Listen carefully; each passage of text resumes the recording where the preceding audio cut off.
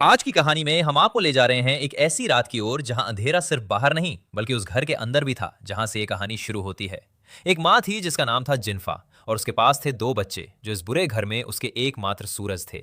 लेकिन जैसे ही उसके पति का रूख देखिए, लगता जैसे शादी के हर दिन ने उसके जज्बे को थोड़ा थोड़ा कच्चा कर दिया था। चाहे नया साल हो या बस एक साधारण दिन, ये आदमी अपनी पत्नी के साथ ऐसा सुलूक करता था जैसे वो कोई बाहरी जहाब हो, कोई अपना नहीं। और जिन्फा, वो सब सहती रही चुपचाप अपने बच्चों के लिए, क्योंकि उसे पता था कि अगर वो टूटी तो ये दो छोटे लड्डू भी बिखर जाएंगे। क्रिसमस की रात थी और बाजार में जाने का मन था। बच्चों ने गिफ्ट मांगे थे और जिन्फा ने उन्हें वादा किया था। लेकिन घर की हालत देखिए, क्रिसमस से एक दिन पहले भी उसे अपने पति की नजरों से बचते हुए निकलना पड़ा। सुबह की धूप में जिन्फा ने अपनी बेटी को गले से लगाया और बस आंखें बंद करके उसकी तस्वीर देखी जो उसने खुद बनाई थी। बच्चे ने कहा था, माँ मुझे अभी नहीं देखना। और जिन्फा ने समझा था कि शायद कोई सरप्राइज होगा। उसकी आंखों में जो उम्मीद थी वो उसे आगे बढ़ाती रही, क्योंकि जिंदगी में कभी कभी किसी बच्चे का प्यार ही हमें गिरने से रोकता है। जिन्फा ने कार में बैठकर मॉल की तरफ रवाना हुई। पार्किंग में जाते ही उसकी नजर एक लाल कार पर पड़ी। वो कार बीच में खड़ी थी, दो जगहों पर कब्जा किए हुए, बिल्कुल बेशर्मी से। जिन्फा का खून खौल उठा। ऐसे ही कुछ छोटे छोटे पल हैं जो बड़े फर्क डालते हैं। उसने गुस्से में अपनी कार खड़ी की और एक कागज पर लिखकर उस लाल कार के शीशे पर चिपकाया, अपनी जगह पे पार्क करो, जहमत से पार्किंग नहीं हुआ करती। शायद वो सोच रही थी कि किसी को सबक सिखाना जरूरी है, लेकिन क्या उसे पता था कि ये छोटा सा कदम उसे एक ऐसे सफर पर ले जाएगा जहां से लौटना इतना आसान नहीं होगा। जिन्फा मॉल से लौटी तो देखा कि उसका नोट गायब था। शायद किसी ने हटा दिया। उसने अपनी कार में बैठने ही जा रही थी कि पीछे से एक आवाज आई। लाल कार वाला आ गया था और उसके पीछे कुछ और लड़के भी थे। जिन्फा को लगा कि ये लोग बस माफी मांगने आए होंगे या फिर झगड़ा करेंगे, लेकिन जल्द ही उसे समझ आ गया कि ये कोई साधारण झगड़ा नहीं था। जब तक उन्होंने जिन्फा को घेरा तब तक उसके मन में एक अजीब सी बेचैनी घर कर गई। वो लड़के 15-16 के थे, बदमाश नजरों वाले, और उनके बीच एक बड़ा भाई था जो सबसे आगे खड़ा था, जैसे वो ही सबका मालिक हो। बात बिगड़ी तेजी से। जिन्फा ने अपनी बात रखी लेकिन वो नहीं माने। गालियां निकली, धमकियां दी और फिर मॉल के पास गश्त लगा रहे एक पुलिसकर्मी ने हस्तक्षेप किया। जिन्फा ने राहत की सांस ली, शायद अब सब ठीक हो जाएगा। लेकिन उस बड़े भाई ने पुलिस वाले की तरफ देखा और आंखें तरेर दी। उसकी आवाज में कोई डर नहीं था बल्कि चुनौती थी। आज मुझे बुरा लग रहा है, तुम इसमें दखलंदाजी मत करो, वरना तुम्हें पता नहीं कि ये गर्म रात कहां तक ले जाएगी। पुलिस वाले ने समझाने की कोशिश की लेकिन हालत बदतर होती गई। भीड़ बढ़ती गई और बड़ा भाई पुलिस वाले के और करीब आ गया और फिर एक पल में सब बदल गया। बड़ा भाई ने पुलिस वाले को धक्का दिया, उसका हाथ गन तक पहुंचा और उसने बस एक क्षण के लिए सोचा कि अगर ये हथियार छीन लिया तो शायद कुछ और होगा। पुलिस वाले ने जल्दबाजी में हटने की कोशिश की लेकिन वो लड़का बहुत आगे जा चुका था। एक चीख निकली और फिर एक आवाज जो पूरी पार्किंग में गूंज गई। जिन्फा समझ गई कि अब बचने का वक्त आ गया है। उसने अपनी कार का दरवाजा खोला और इंजन स्टार्ट किया। पीछे से गोलियों की आवाज आ रही थी, लेकिन जिन्फा ने सिर उठाकर गाड़ी भगाई। उसके दिल में बस एक ही ख्याल था, मुझे बचना है, मुझे अपने बच्चों के पास पहुंचना है। वो लड़के पीछे थे, सिर्फ 4 लड़के, लेकिन उनकी नजर में कोई डर नहीं था। उनके लिए पुलिस मारना भी कोई बड़ी बात नहीं थी, तो एक औरती औरत से क्या डरना था। रात की सड़कों पर कारें दौड़ रही थी, बजरी की आवाज और पहियों की खुरचन से अंधेरा कांप रहा था। जिन्फा ने फोन उठाने की कोशिश की लेकिन बैटरी जवाब दे गई थी। एक बहुत अहम पल में, जब हर सेकंड मायने रखता था, तकनीक ने उसका साथ नहीं दिया। उसके हाथ कांप रहे थे और आंखों में जो डर था वो दिन में कभी नहीं दिखता था। लेकिन एक औरत जब अपने बच्चों के लिए भागती है तो हालात उसकी हिम्मत को और बढ़ा देते हैं। बारिश शुरू हो गई, सड़कें पानी से सन गईं और दृश्यता कम हो गई। जिन्फा की कार की रफ्तार कम नहीं हो रही थी। उसे लगता था कि अगर धीमी हुई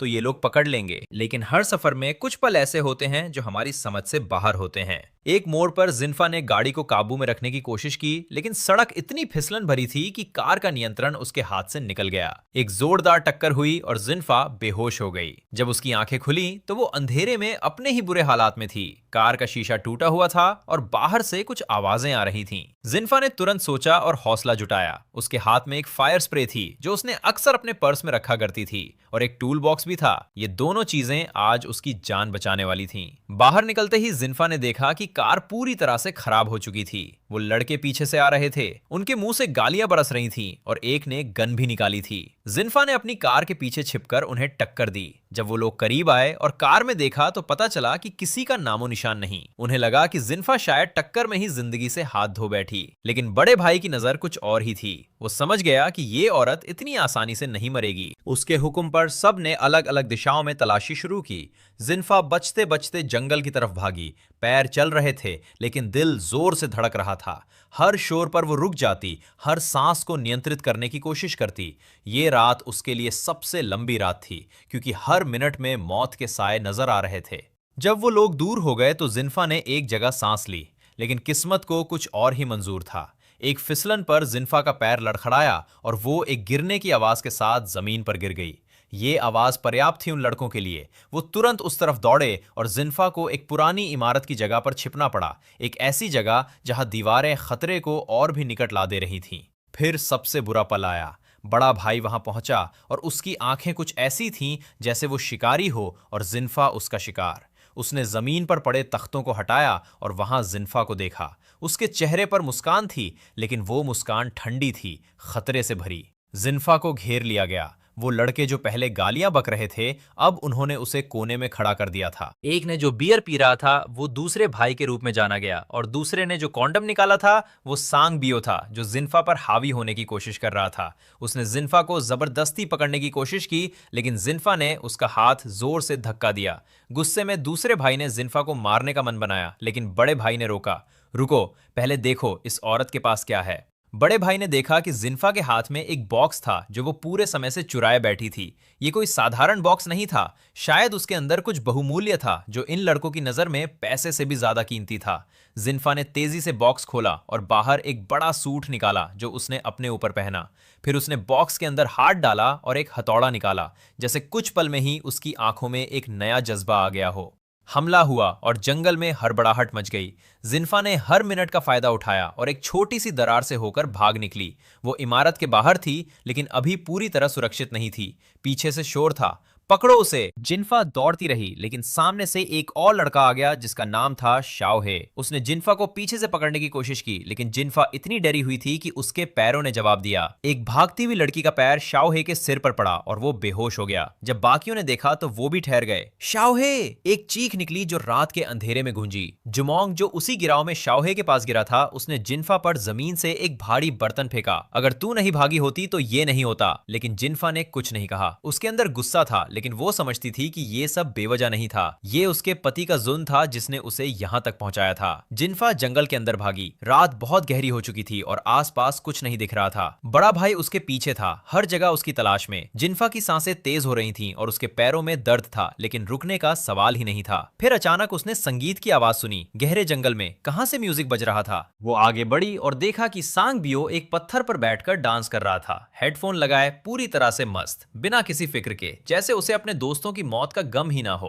कुछ ही देर में जुमोंग और बड़ा भाई भी वहां पहुंच गए। बड़े भाई ने पूछा, तू यहाँ क्या कर रहा है? संगीत इतना जोर से क्यों बजा रहा है? पुलिस को सुनाई देगा? सांग बियो ने जवाब दिया, ये तो शाओहे के लिए रखा था। एक पल की चुप्पी थी और फिर जुमोंग ने शाओहे की जगह पर हाथ जोड़कर कहा, भाई अब वक्त हो गया है। ये बात सुनकर जिन्फा की आंखों में आंखें नहीं थीं कि वो और कहां चली जाएं, लेकिन उसकी मंजिल अभी दूर थी। जब वो दौड़ी तो एक टांग पर जख्मी हो गई और उसका हाथ भी चोट खा गया। जब वो जमीन पर बैठी और अपने घाव को देखा तो उसने अपने पर्स में हाथ डाला जहां उसने कुछ रखा था। उसकी बेटी की तस्वीर निकली जो उसे मॉल जाने से पहले दी थी। तस्वीर पर लिखा था, माँ मैं तुमसे प्यार करती हूँ। और फिर एक और लाइन थी, मुझे अभी मत देखना। जिन्फा की आंखों में आंसू आ गए, लेकिन वो रोकी नहीं, बल्कि उन्हें हौसले में बदल दिया। उसने खुद से कहा, मुझे जीना है, मुझे अपने बच्चों को एक बार और देखना है।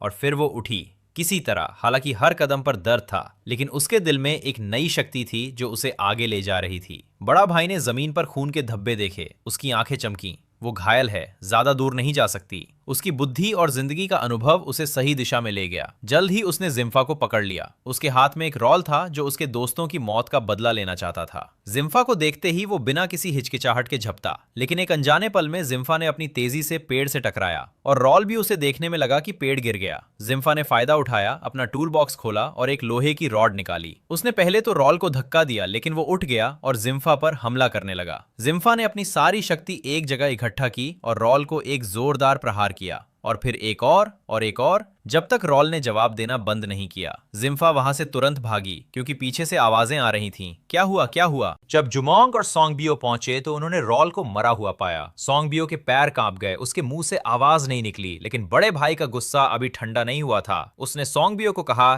जिन्फा को मारना है हर हालत में। और फिर दोनों ने अलग अलग दिशाओं में तलाशी शुरू की। सोंगबियो आगे निकला और एक खुली जगह पर पहुंचा। उसने तलाशना शुरू किया, लेकिन उसकी नजर कुछ ऊपर गई। एक कौवा एक पतंग लेकर उड़ा और सोंगबियो पर सीधे टकराया। पहले तो उसने हंसने की कोशिश की, लेकिन फिर कौवे ने जोर से चोंच मारी और सोंगबियो गिर गया। कुछ ही पल बाद बड़ा भाई वहां पहुंचा और उसके हाथ कांप गए। उसके 3 सबसे अच्छे दोस्त, 3 लड़के जो उसके साथ बड़े हुए थे, एक कौवे की चोंच में जिंदगी से हाथ धो बैठे थे। अकेलेपन का एहसास हुआ जो शायद उसने कभी महसूस नहीं किया था। बड़ा भाई ने एक बहुत बड़ा दांव खेला। उसने आवाज लगाई, जिन्फा, मैंने तुम्हारा वॉलेट उठाया है, अंदर तुम्हारा आईडी और तुम्हारे बच्चों की तस्वीरें हैं। ये सुनकर जिन्फा के पैर रुक गए। फिर बड़े भाई ने और बातें बोली। उसने बताया कि उसे जिन्फा के घर का पता चल गया है, उसके पति की आदतें मालूम है, और फिर सबसे बड़ी बात, अगर तुम मेरे साथ आओ तो मैं तुम्हें और तुम्हारे बच्चों को एक बेहतर जिंदगी दूंगा। जिन्फा के अंदर गुस्सा था, लेकिन उसने अपने आप को काबू में किया। फिर धीरे धीरे वो आगे आई और बड़े भाई से मिलने लगी। दोनों के बीच एक अजीब सी बातचीत हुई और फिर एक पल ऐसा आया जब बड़ा भाई ने जिन्फा को अपने करीब महसूस किया और दोनों के होठ मिलने लगे। लेकिन जिन्फा की आंखों में कोई भाव नहीं था, वो बस इंतजार कर रही थी। एक सुनहरे पल में जिन्फा ने अपनी फायर स्प्रे निकाली और बड़े भाई के चेहरे पर सीधे आग लगा दी। जब वो चिल्लाया और अपने चेहरे को ढकने लगा, जिन्फा ने उसके हाथ से पिस्टल छीन ली और एक जोरदार प्रहार से उसे नीचे गिरा दिया। उस रात की शुरुआत हुई थी एक घर से जहां जुल्म था, और उसी रात का अंत हुआ उस जंगल में जहां एक औरत ने अपना आत्मसम्मान वापस लिया। जिन्फा ने अपनी कार के रास्ते से ही वापसी की और जब वो अपने घर पहुंची तो उसके बच्चे सो रहे थे। उनके चेहरे शांत थे, बेफिक्र। जिन्फा ने उन्हें देखा और एक मुस्कान उसके होठों पर आई। एक ऐसी मुस्कान जो हर उस पल के बाद आती है जब हम समझते हैं कि हमारी जिंदगी की हर लड़ाई मायने रखती है। लेकिन जैसे ही उसने अपने पति की तरफ देखा, उसका चेहरा बदल गया। वो आदमी जो पूरी रात उसके बारे में सोचता तक नहीं, जिसने एक बार भी फोन नहीं किया, जिसे बस अपना गिफ्ट मनाता था, वही आदमी बैठा था। जिन्फा ने पास जाकर कहा, मैं तुम्हारे लिए कोई गिफ्ट नहीं लाई। और फिर एक पल के लिए उसकी आंखों में वो आग थी जो उस रात जंगल में जली थी। वो आग जो हर उस औरत की है जो अपने परिवार के लिए लड़ती है, हर उस माँ की जो अपने बच्चों की रक्षा के लिए रात को अंधेरे में भी निकल पड़ती है। ये कहानी खत्म नहीं हुई बल्कि शायद असली कहानी तब शुरू हुई जब एक औरत ने फैसला किया कि अब वो चुप नहीं बैठेगी, क्योंकि कभी कभी जिंदगी हमें वो पाठ सिखाती है जो कोई किताब नहीं सिखा सकती। और जिन्फा ने आज रात वो पाठ सीखा जो हमेशा के लिए उसके दिल में रहेगा, एक तस्वीर की तरह जिस पर लिखा है, माँ, मैं तुमसे प्यार करती हूँ।